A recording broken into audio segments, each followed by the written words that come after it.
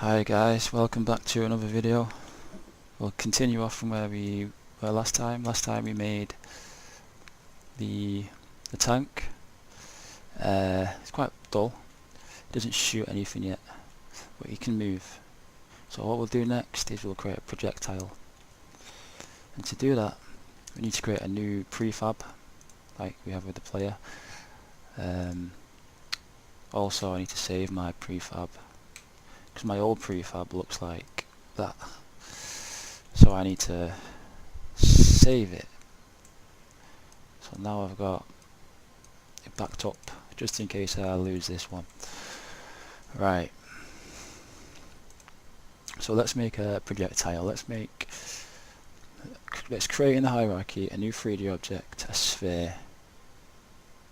And let's make it this small, like a bullet. So we'll go with 0.1, 0.1, 0.1 on the scale of the transform. Now let's make a material. So go into project, material, let's call it bullet material. Let's make it yellow.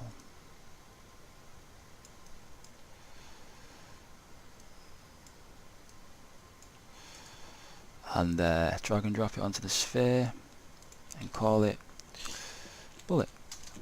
To me that bullet looks a bit dull, so what I'm going to do is I'm going to jazz it up a bit. So click on bullet.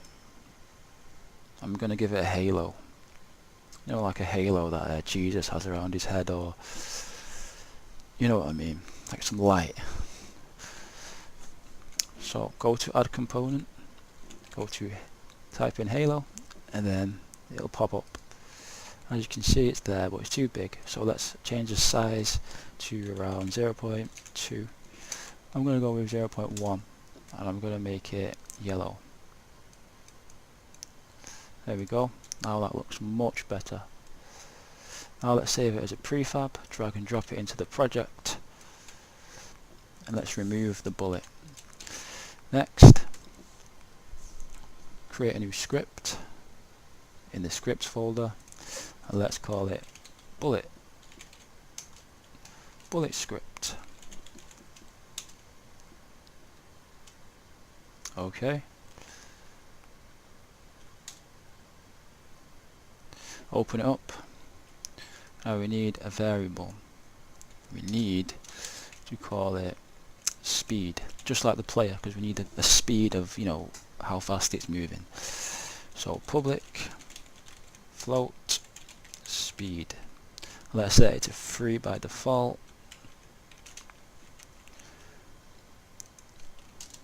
Now let's make a new function and call it accelerate. So this will accelerate the bullet. Let's do a comment. Accelerate the bullet forward. Okay. So got speed of 3. We'll use that, and we need to put it in update, otherwise it will not execute. So accelerate into update, and there we go. So now we need to do the logic for moving forward. So it's just the same as the player, remember. So yeah, just try and do it yourself. Like, pause it and see if you can do it yourself, because it's good practice to do things like that. Right, so it's the same as the player.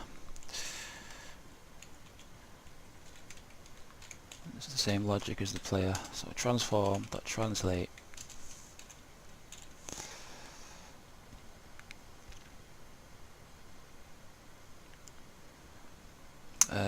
So it's forward on the y-axis, right?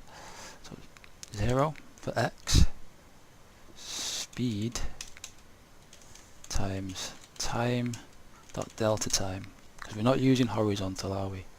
Because we're not using input to move the bullet, we're just letting it go forward. So it's just speed times time dot delta time, and then the z-axis is 0. Right, so let's try that. Let's drag a bullet into the scene in the Unity engine. So drag it in. So there it is, I can see it. Make sure you can see it. And make sure it's got the script attached, because I've not. So drag the bullet script onto the bullet. Apply. So all the bullets that are spawned have the bullet script. The speed is set to 3. Now let's let it go. There we go. Too slow for me that. I'm going to go with 6. 6. Let's try 6. I'm going to go with 7. Just going to go 7. Yeah, that's good. Now apply. So 7 will be set. Otherwise it'll still be set to 3. So apply the prefab. Now let's remove it. And now let's shoot the turret. Let's shoot the turret. So what we need to do is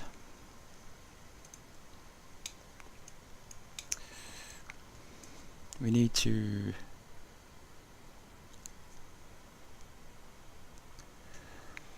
so we need somewhere for the bullet to come from. So create a new empty and call it socket, and the socket will be we need to put it to 0, 0, so center it. Sorry, first get the socket and drag it onto the barrel, and then center it 0, 0, 0. So now it's there. Yeah. I'll move it forward so it's just in front of the barrel. So there. So the bullets will come from this place, the socket of the barrel. Okay. So let's spawn the bullet from the barrel. So to do that, let's make a new script and call it player combat. What do we need? We need the bullet, don't we? We need to reference the bullet, and we need the socket as well. We need the position of the socket. So we need 2 variables, don't we? We need public transform, because we'll be accessing the transform of the socket. We'll call it socket. And now we need the bullet, but that'll be a game object because it's a prefab and it's got a lot of things attached to it. For example, it has a transform, it has a mesh, it has, you know, it's got everything. So this is a game object, and the transform is this part of the game object. Okay. So let's go back to the player and drag on player combat. And now we need to assign the socket and the bullet from here, from the project, not from the hierarchy, because in the project the bullets will be infinite. Okay, so drag the bullet into the bullet slot. Right, go back into your player combat script, make a new function and call it shoot bullet. Okay, and now we need to say some logic to shoot the bullet. So the way we do that is we say instantiate, meaning it clones the object and creates it into the game world. So it will clone this game object, which is the bullet, and it will apply it to the game world. So what we need to do is write instantiate bullet at socket dot transform dot position, because that's the position of the socket. And then we need to say socket dot transform dot rotation, so it'll be relative to the socket. But this won't execute unless it's in update. And if we was to just do shoot update, shoot a bullet like that, it wouldn't work, would it? Because it would just carry on shooting them, it wouldn't stop. We want to control how many we shoot, don't we? So to do that, it's similar to how we did movement with a player. So we say if input, meaning input on the keyboard, dot get key down, so a button, a key, like a space or something. So what key are we looking for? Let's say space. So key code dot space. There we go. So now when we press space, it will shoot a bullet.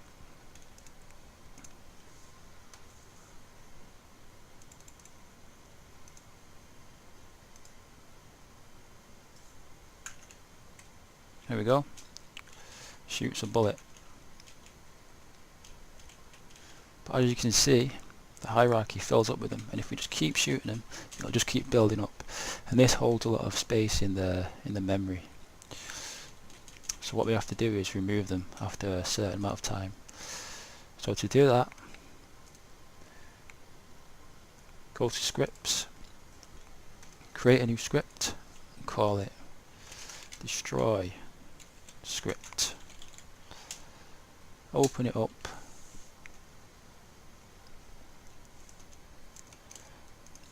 And what do we want to do? So we want to destroy the object after a time. So let's so we're going to need a variable for the time. So make it public float time. Let's call it lifetime. And then start to destroy something, you say destroy, and then the game object, which is the game object that this script is attached to, and in this case it's the bullet, so this script will be attached to the bullet, but you can attach it to anything. So destroy game object after lifetime. Now let's set a lifetime to 3 seconds by default. And if we don't like that, then we can change it in the inspector. So go to bullet and drag on destroy script.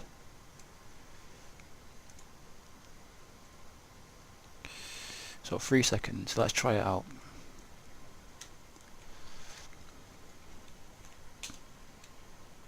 Let's wait 3 seconds and this will vanish, see?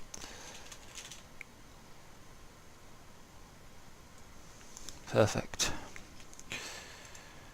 Right, so what do we need next? We need enemies. Right, so what we'll do, go to create in the hierarchy, cube, let's center it, 0, 0, 0, always make sure it's centered on the Z axis, because if it's not, it will be like that, it will be out the way, and we won't be able to collide with it.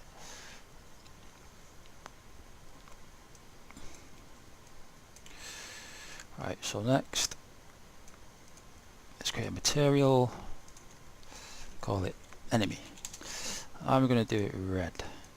I'm not going to give him a nose, because he's just going to look at us and accelerate towards us, and we're going to have to shoot him, and if he touches us, we're finished. Game over. Okay, so drag enemy onto cube, and there we go, we've got enemy. So in the next video we'll continue with this, and we'll create the enemies.